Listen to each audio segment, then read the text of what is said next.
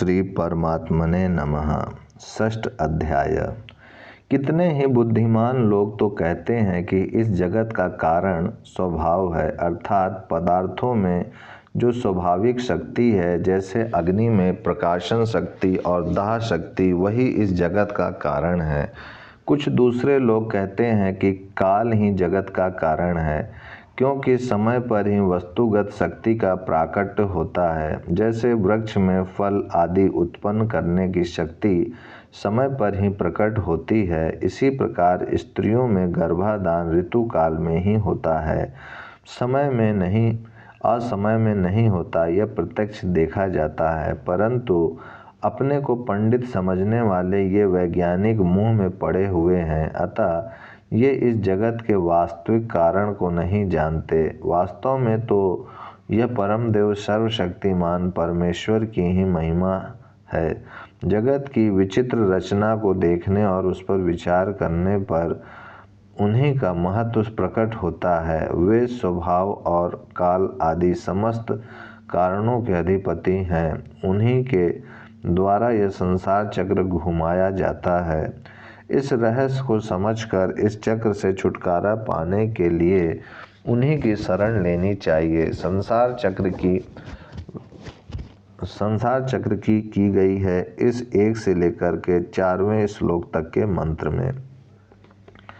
जिन जगन नियंता जगत आधार परमेश्वर से यह संपूर्ण जगत सदा सभी अवस्थाओं में सर्वथा व्याप्त है, जो काल के भी महाकाल है, अर्थात जो काल की सीमा से परे हैं, जो ज्ञान स्वरूप चिन्मय परमात्मा सुहृदयता आदि समस्त दिव्य गुणों से नित्य संपन्न है, समस्त गुण जिनके स्वरूप भूत और चिन्मय हैं, जो समस्त ब्रह्मांडों को भली प्रकार से जानते हैं, उन्हीं का चलाया हुआ यह जगत चक्र नियम पूर्वक चल रहा है।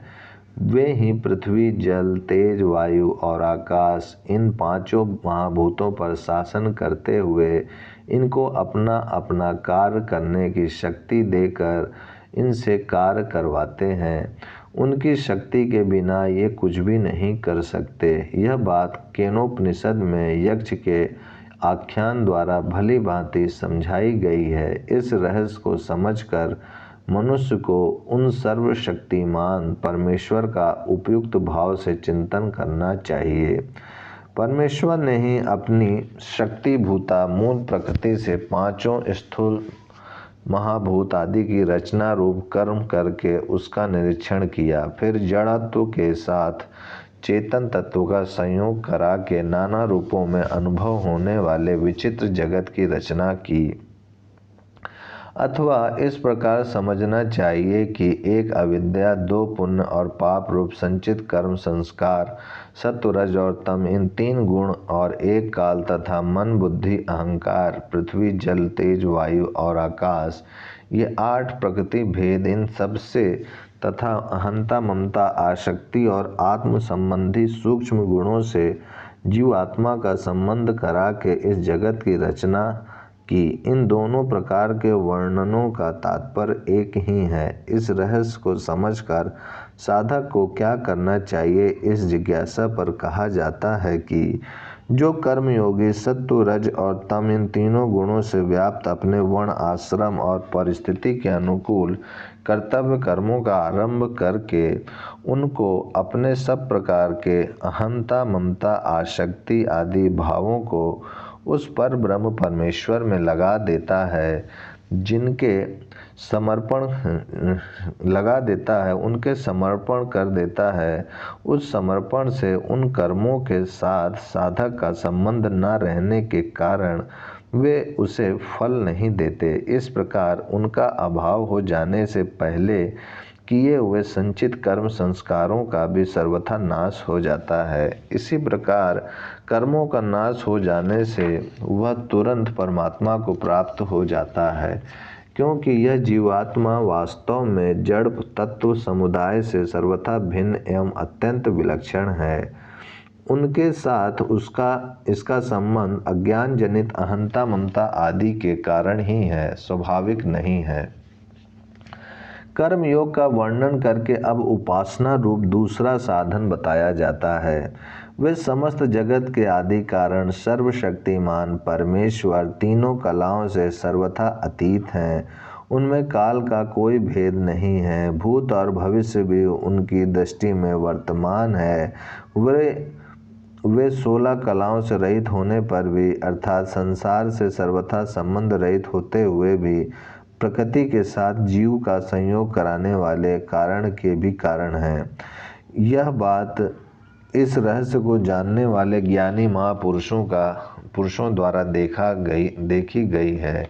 वे ही एकमात्र स्तुति करने योग्य हैं। उन्हें ढूंढने के लिए कहीं दूर जाने की आवश्यकता नहीं है। वे हमारे हृदय में ही स्थित हैं। इस बात पर दृढ़ विश्वास करके सब प्रकार के रूप धारण करने वाले तथा जगत रूप में प्रकट हुए सर्वाधार सर्वशक्तिमान परम देव पुराण पुरुष परमेश्वर की उपासना करके उन्हें प्राप्त करना चाहिए, जिनकी अचिंत्य शक्ति के प्रभाव से यह प्रपंच संसार निरंतर घूम रहा है, प्रवाह रूप से सदा चलता रहता है। वे परमात्मा इस संसार वृक्ष काल और आकृति आदि से सर्वथा अतीत और भिन्न हैं, अर्थात वे संसार से सर्वथा संबंध रहित, काल का भी ग्रास कर जाने वाले एवं आकार रहित हैं। तथापि वे धर्म की वृद्धि एवं पाप का नाश करने वाले, समस्त ऐश्वर्यों के अधिपति और समस्त जगत के आधार हैं। यह संपूर्ण विश्व उन्हीं के आश्रित है, उन्हीं की सत्ता से टिका हुआ है। अंतर्यामी रूप से वे हमारे हृदय में भी हैं। इस प्रकार उन्हें जानकर ज्ञान योगी उन अमृत स्वरूप परमात्मा को प्राप्त हो जाता है। पहले अध्याय में जिनका वर्णन आता है वे ध्यान के द्वारा प्रत्यक्ष करने वाले महायोगी महात्मा लोग कहते हैं। वे परब्रह्म पुरुषोत्तम समस्त ईश्वरों के लोकपालों के भी महान शासक हैं, अर्थात वे सब भी उन महेश्वर के अधीन रहकर जगत का शासन करते हैं। समस्त देवताओं के भी वे परम आराध्य हैं, समस्त पतियों और रक्षकों के भी परम पति हैं तथा समस्त ब्रह्मांडों के स्वामी हैं। उन स्तुति करने योग प्रकाश स्वरूप परम देव परमात्मा को हम लोग सबसे पर जानते हैं। उनसे पर अर्थात श्रेष्ठ और कोई नहीं है। वे ही इस जगत के सर्वश्रेष्ठ कारण हैं और वे सर्वरूप होकर भी सबसे सर्वथा भिन्न और पृथक हैं। उन पर ब्रह्म परमात्मा के कार्य और कारण शरीर और इंद्रियां नहीं हैं, अर्थात उनमें देह इंद्रिय आदि का भेद नहीं है। तीसरे अध्याय में यह बात विस्तार पूर्वक बताई गई है कि वे इंद्रियों के बिना ही समस्त इंद्रियों का व्यापार करते हैं। उनसे बड़ा तो दूर रहे, उनके समान भी दूसरा कोई नहीं दिखता। वास्तव में उनसे भिन्न कोई है ही नहीं। उन परमेश्वर की ज्ञान बल और क्रिया रूप स्वरूप भूत दिव्य शक्ति नाना प्रकार की सुनी जाती है। जगत में कोई भी उन परमात्मा का स्वामी नहीं है, सभी उनके दास और सेवक हैं। उनका शासक, उन पर आज्ञा चलाने वाला भी कोई नहीं है।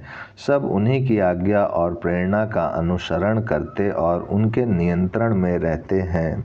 उनका कोई चिन्ह विशेष भी नहीं है, क्योंकि वे सर्वत्र परिपूर्ण निराकार हैं तथा वे सबके परम कारण, कारणों के भी कारण और समस्त अंतःकरण और इंद्रियों के अधिष्ठाता देवताओं के भी अधिपति शासक हैं।